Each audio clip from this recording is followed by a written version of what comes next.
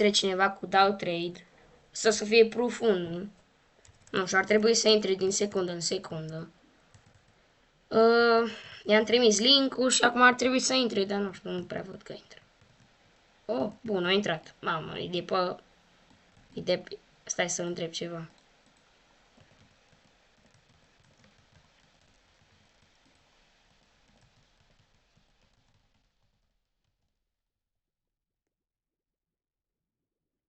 Vezi, David.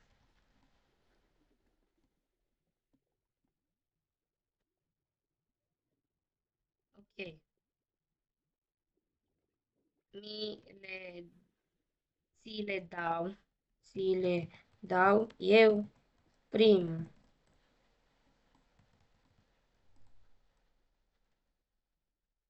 Nu ești David? A, bine, mă, glumețule. Ți le dau eu primul, ok?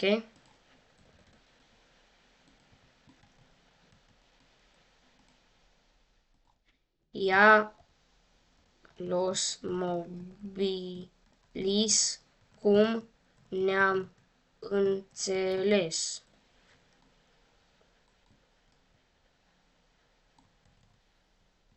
A, ia primul. Hai să vedem.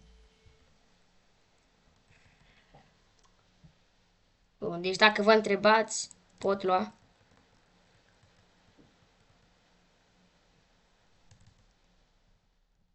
Deci dacă vă întrebați de ce fac trade-ul ăsta pe Los Mobilis, că nu se merită, e pentru că el îmi dă un cimpanzin sliderini pe, adică îmi dă ăsta Galaxy, care nu mai poți lua, și îmi dă și un Origin Boom și eu zic că se merită. Stai, nu ieși, nu ieși. Nu ieși. Nu ieși! Vreau să-l întreb dacă e legit. Stai că îi dau DM să intre înapoi. Bun, bun. Hai, intră înapoi. O zis, bun. Bun, a intrat?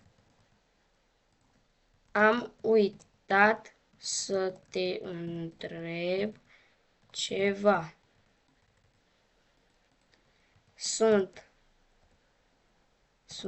legit? Sunt legit?